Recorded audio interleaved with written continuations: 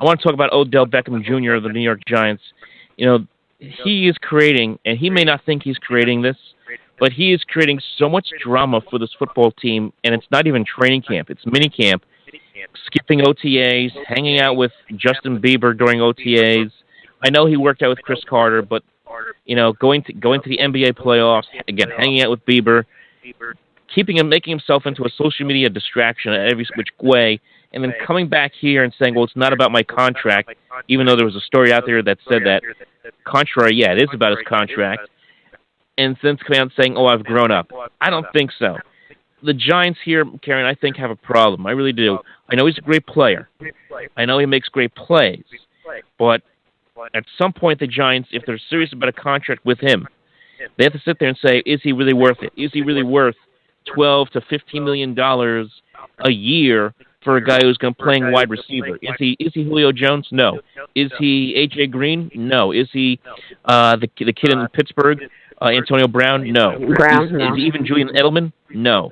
He's got to go out there, have a monster year, I think, this year, and be huge in the playoffs to even warrant a contract, and he's really got to grow up. Your thoughts? Absolutely. I mean, he's a total distraction right now. He could say what he wants.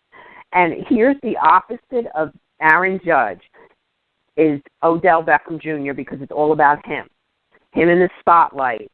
Look at me. And I can't even imagine this year since they changed the rule that you could celebrate now. I can't even imagine. I don't know why they did that. It's going to be a debacle. It's going to prolong games because these idiots are going to have things orchestrated. He's going to be one of them. All right? He's going to have every time there's another game, I got to come up. His thing, instead of practicing and worrying about who's the cornerback on you or the safety covering, you're going to worry about how you're going to orchestrate when you get a touchdown, what you're going to do. That's what he's going to worry about during the week. He's not going to worry about the opponent. So, I don't know. I mean, yeah, he's a talent, but yet he hasn't proved it when he's needed to prove it. Do you know what I mean? Like when the Giants have really needed him to step up, he hasn't made that catch. Like he didn't do it in the playoffs, and he in certain games. What was the game against Dallas? Did he drop the ball? I mean, I don't know. I don't know. I don't either. I mean, I don't know. And you mentioned Shepard and a couple of these other guys really step up. Shepard, I think, got tools. And I just hope some of these other wide receivers, Brandon Marshall's big, but he's aging, you know. One of these younger guys really need to emerge, and then you can justify probably getting rid of Beckham. Beckham says he wants to be a Giant for life. You don't want to be a Giant for life. No. Because you want to be doing all this stuff. You're pissing off an organization that doesn't usually go with this crap. And, yes, I could go back to Tom Coughlin against those, that last year when he got those couple of incidents, that incident in North Carolina against the Panthers, he should have benched him. He just should have benched him. And I know it would have gone against everything, he just should have benched him, Coughlin. He should have just, I'm surprised he didn't. Everybody said because he was trying to win the game, because he was trying to win his job, keep his job, but that's where it started. And now it's snowballed. No, you're absolutely right. I mean, it's been a huge problem with this guy. The whole situation in that game, and everyone forgets, that was a great game between the Giants and the Panthers. It was back and forth, and everyone remembers that game because the two idiots, and Odell Beckham Jr. and Josh Norman. And, speaking of Josh Norman, remember he was going around, I'm the best cornerback in the league, I'm doing all these great things, I'm better than everybody. And is he better than Revis? Revis in his prime, the answer is no. Is he better than Richard Sherman in his prime? The answer is no. Is he Deion Sanders in his prime? The answer is absolutely no. And here's this guy gets a big contract, big monster contract from the Washington Redskins, and he hasn't even lived up to that contract. So if I'm the Giants, and I know I've seen one guy who's basically the same player on the other side of the ball in Josh Norman, same kind of behaviors as my receiver, Odell Beckham Jr. I'm like, you know what, dude? Go out there, shut your mouth, and prove it. Zip it up and play ball, because this guy has, his claim to fame, Odell Beckham Jr.'s one catch. That's it. It's one catch against the Cowboys. Right. And that's all his claim to fame is. Everything else, it's the kicking net, it's the Josh Norman situation, it's dropping big passes in a NFC playoff game against Green Bay, and then putting his fist through the wall. I mean, it's all these things. And I didn't even talk about the Miami boat situation. All these distractions with this guy. You're right. He's got to go out there and really show that he can put the team on his back, be a big-time, elite wide receiver in this league if he is even deserving. And I don't think he's deserving right now of a big-time contract. No, I don't either. And you signed a contract. And even like some of these idiots, the guy from ESPN, Schefter, would, he should get more money. Well, why? You signed a contract. If you work in the real world and you're working for IBM and you signed a contract to be an engineer for a couple of years, are you going to, after 2 years, say, I want more money? Are you going to go in there? They'll fire you.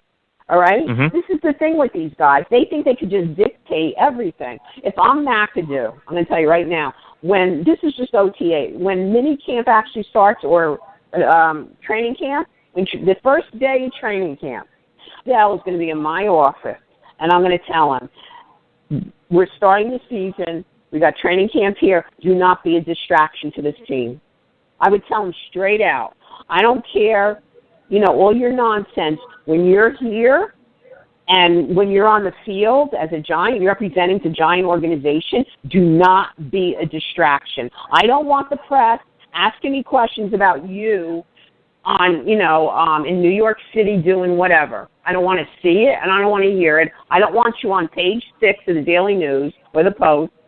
I don't do it. I just don't do it.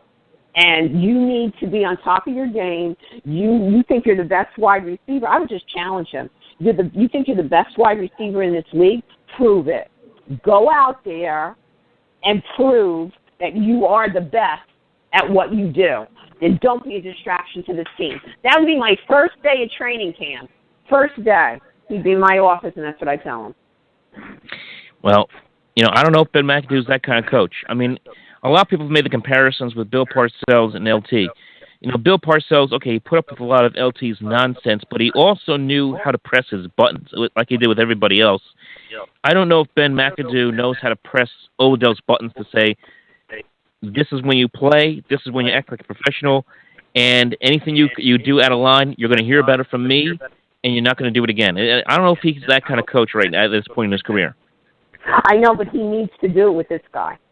He might not. That's not his demeanor. That's not his way of coaching.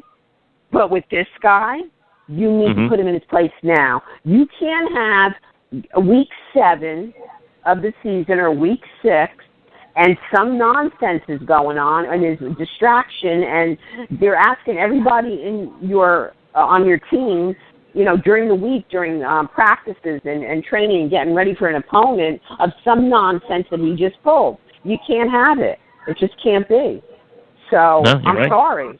You want to do your antics on the field. If you need to score, I'll challenge you. You need to score like a touchdown a game and come up with something. Do whatever they say you can celebrate. But you got to put it in the end zone. You got to do it. And you challenge him that way. See what happens. You got to do that. I agree with you. He's got to challenge him a little bit. And I think even some of the veteran players in the locker room should start challenging him a little bit. I know Eli Manning's not a guy who's going to get in your face, but you know what? Maybe Eli should just hold Odell to a different level and say, hey, look, man, you're a veteran. You're one of the veteran guys on this team. You got to act this way. Just pull him to the side. Maybe some of the offensive line guys, like a Justin Pugh, has been around with this team now for a while. Pull him to the side. Brandon Marshall, I know he's just got there, but 13 years of NFL experience. Pull him to the side and say, hey, look, you gotta clean up the act. You can't do this. They're not going to throw flags on you if you're misbehaving in the end zone after a touchdown anymore. Still, that doesn't mean you should not be a professional football player on the field and not create a distraction for yourself on the field and even off the field for this team. I really think that has to happen. The veteran guys on this offense have to pull them to the side and say, look, you are now one of us. Start acting like it. Absolutely. And you know what? Brandon Marshall could do it and probably get away with it. I mean, he's been in the league 11 years. He's a veteran. And he's probably one of the ones that can pull him aside and tell him and say, listen, you need to act like you're a veteran and a leader on this team and come to play. But watch the antics. We're not, it's just too much with that already. And it really gets old real fast. It really gets old. So he's been in the league 3 years already. So grow up a little bit. I know he's 24 years old. He's a young guy, blah, blah, blah. But do you remember Julio Jones acting like this? No. All right? You can pull out names of wide receivers, left and right. Antonio Brown's got a little in him, a little mouth, and a little that kind of thing. But I mean, really, really top receivers. What about the guy who retired, who was with Detroit, Megatron, whatever? Do you remember him? He was a pretty quiet guy. You never heard anything from him. Right? You never heard anything from him either. How come you can't just let your play on the field talk for you? You know what you do? Here's an idea. You sit down Odell Beckham Jr. and you show him Chad Ochocinco's career, and you say, remember Chad Johnson, folks? Remember Chad Johnson, Odell? He thought he was better than everybody else. He was the one going on the sideline and taking the pom-poms with cheerleaders and walking around with the Hall of Fame jacket on the sideline and causing all kinds of problems for his team. You know where his career went? It went nowhere. And that's why he needs that. I think that kind of reality check needs to happen. Exactly. And people are going to notice him because of his talent. So he's just got to bring it on Sunday and can't be a distraction during the week for his team. They'll all say the right things and say, oh, he's not, and blah, blah, blah. And we don't want to curb his enthusiasm, and we don't want to take his personality away. Has nothing to do with taking your personality away on the field. Get it done. Do your job. Everybody in this locker room, if they do their job, they'll move along, they'll get into the playoffs, and they could go pretty far, the Giants, if everybody does the job the way they're supposed to. That includes Beckham. You can't be dropping passes. You can't be hot dogging and styling and all the crap they do and not catch the ball. Do your job. You can't do it.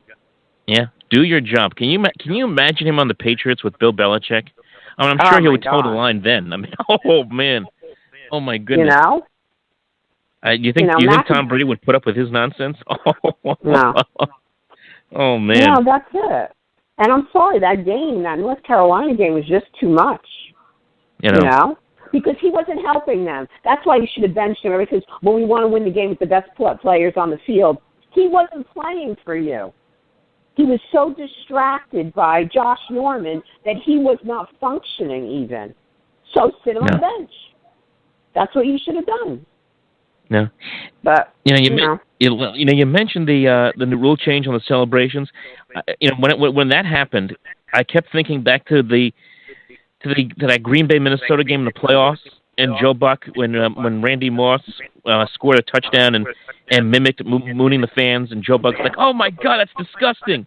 I'm thinking to myself, we're bringing this back. Well, yeah, and now where is the line? You're putting the umpires in a position. Where's the line between celebrating and taunting the other team? Yeah. Taunting is a 15-yard penalty. Mm-hmm. That's a good question. So where is that? Where are you going to draw the line? How long are you going to let them celebrate? Are they going to do like a full play out in the end zone? Like do a full musical or something? I don't know. What are they going to do? Why? Like, can you tell me why? Can't you just? What happened in the days of Barry Sanders? He gets a touchdown, hands the ball to the ref.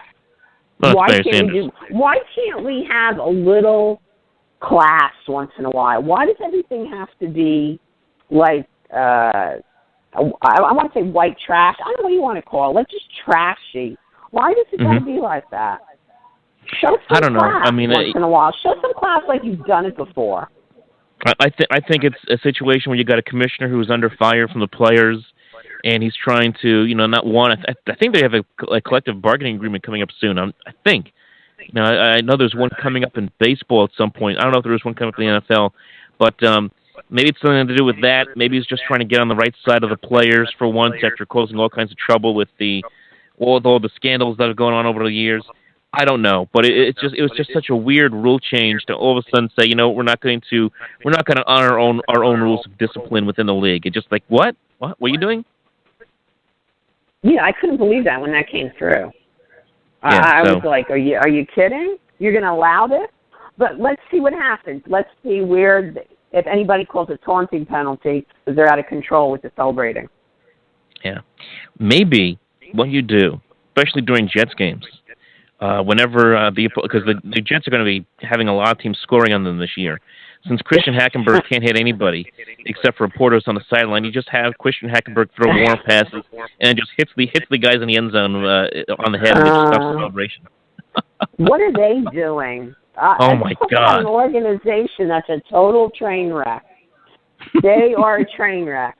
They keep going off the tracks, and I don't know. I can't.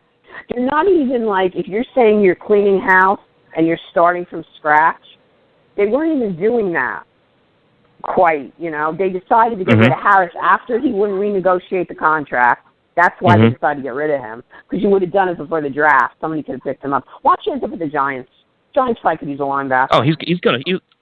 They had a picture of David Harris in the New York Post in a Giants uniform. I'm thinking, what, that fits. I could see him in that uniform.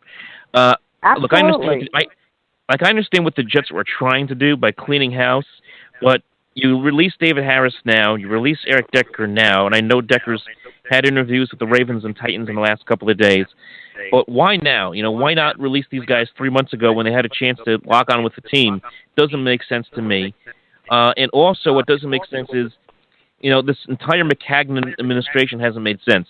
They come in, they have all this cap room. John Edzik, who everybody hated, created a lot of cap room. Was starting to do what they're doing now, was trying to get rid of all the fat. And he then decided, McCagnon, screw that. We're going to contend. We're going to try to be a playoff team. Spends all that money, brings back players who are now no longer with the team, like Revis, Cromartie, Brandon Marshall. And it didn't work. And now they're doubling back and now rebuilding in a year where the head coach and the GM could, if this team loses 13 games, we see this all the time, could still get fired. The logic just doesn't make sense. There has to be at least some assurance by Woody Johnson saying, no matter what, no one's getting fired. There has to be that. Otherwise, why would they do this? Yeah, it's just, I don't know. I don't know. But there's always, they should have been already, I don't know. Todd Bowles is a definite going to be gone by the end of the year. Oh, yeah. Again. I mean, how many coaches has he gone through? I mean, it's just, I don't know what to say. I really don't know what to say anymore. I mean, I don't either. I'm just glad I'm a Giants fan and have to deal with Odell Beckham Jr. instead of. Can you remember the story a couple months ago that came out that Todd Bowles doesn't deliver discipline for his team, and he just kind of lets it run amok in the doesn't care if guys get to meetings on time, what have you. Can you imagine Todd Bowles being the head coach of Odell Beckham Jr.? Oh my God! Maybe the Giants should trade him to them. No. But there's no quarterback to throw the ball to him. That's so that true. would be an issue. That would maybe. Issue. Then we'll really know how athletic he can be. So. Oh my God! I don't get it. I know they drafted 2 guys. One they said's a project, and now he can't hit the side of a barn. I don't understand what. It's just I don't know. Here's my question to Woody Johnson: do you really want not Christian Hackenberg? Do you really want Mike McCagnon to draft the next franchise quarterback, quote unquote, in this draft coming up next year? Do you really want that? Cricket. I mean, and he keeps picking the wrong people. I know. Mhm. I don't know. I know. It's a mess. Not a good situation.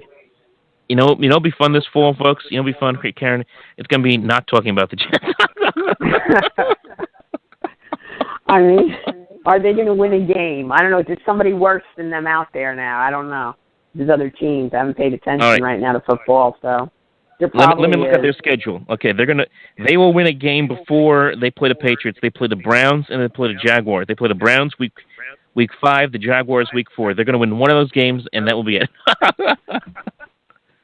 I don't know. It, right? Jaguars, now Coughlin's in charge of the Jaguars. They've got some good people in there. Ferret, the running back, and they're, he's going to put together some team there. I don't, it's a possibility they could be either one of those, but I don't know what to say anymore with them. I really don't. It's very frustrating.